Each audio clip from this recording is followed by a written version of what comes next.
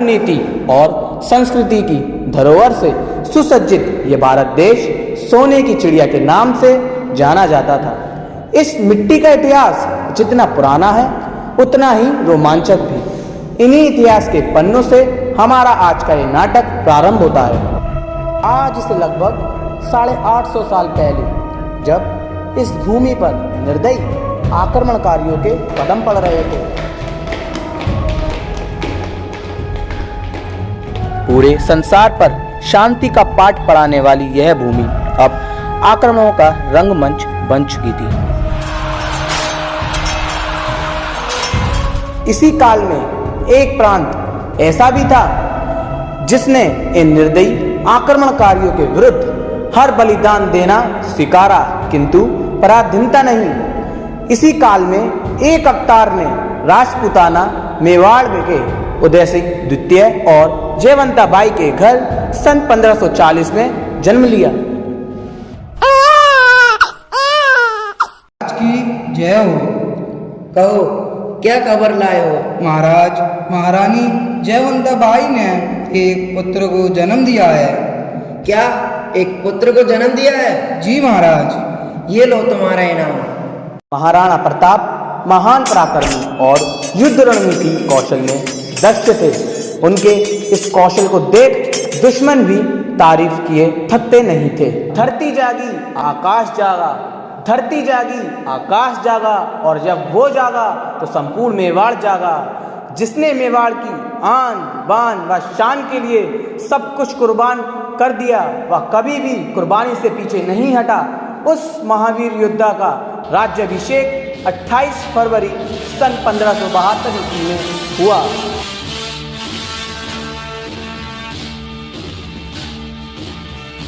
महाराणा प्रताप की जय, महाराणा प्रताप की जय। उदय सिंह की मृत्यु के बाद महाराणा प्रताप ने ही गद्दी संभाली और इधर मुगलिया सल्तनत की ताकत भी बढ़ती जा रही थी और अब मुगलिया सल्तनत की जिम्मेदारी अकबर के कंधों पर थी। प्रताप और अकबर की लड़ाई शौर्य गाथाओं में शामिल है। महाराणा प्रताप की सौगंध थी कि घास की रोटियां खाकर जी लेंगे, लेकिन एक जालिम को जिल्ले इलाही नहीं कहेंगे। वहीं दूसरी तरफ अकबर की जिद थी कि मेवाड़ को मुगलिया सल्तनत के आगे झुकना ही होगा। मेवाड़ बहुत महत्वपूर्ण था क्योंकि इसी से उसके आवागमन के मार्ग खुल सकते थे और यह व्यापार मार्ग के केंद्र में स्थित था। अकबर राजपूत क्षेत्रों में नियंत्रण हासिल करना चाहता था और अपने क्षेत्र को बढ़ाना चाहता था तथा मेवाड़ के मध्य से गुजरात के लिए एक स्थित मार्ग सुरक्षित करने के लिए आमद था। इसलिए अकबर ने महाराणा प्रताप के दरबार में दूत भेजकर संधि प्रस्ताव भेजा। महाराज की जय हो। कहो क्या खबर लाए हो? हे महाराज, मुगल बादशाह अकबर ने आपके लिए संदेश भेजा है। महाराज, मुगल बादशाह अकबर ने संधि व मित्रता का प्रस्ताव भेजा है। और भी महाराज। रुक क्यों गए? आगे पढ़ो।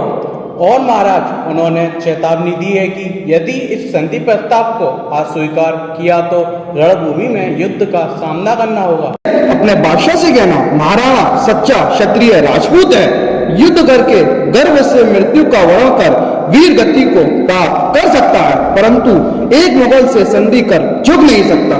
दूत अकबर के पास जाकर सारी घटना का वर्णन करता है और तब अकबर मान सिंह से कहता है, राजा मान सिंह, महाराणा प्रताप ने हमारे संधि प्रस्ताव को ठुकराया ही नहीं बल्कि हमें युद्ध के लिए ललकारा भी है। मान सिंह और बहलोल का आप दोनों मिलकर युद्ध की तैयारी करो। जो आज्ञा महाराज। मान सिंह, इस युद्ध का नेतृत्व आपको ही करना है।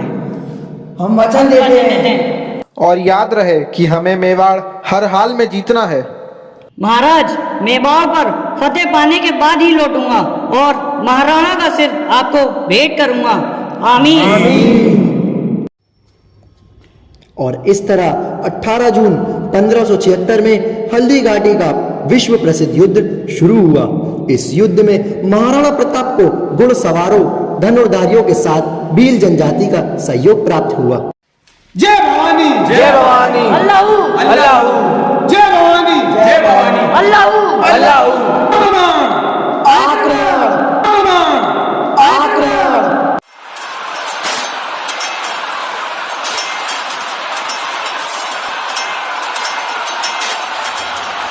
रणबीच चौकड़ी भर भर कर चेतक बन गया निराला था। राणा प्रताप के घोड़े से पड़ गया हवा का पाला था। सावधान पहलवान खां!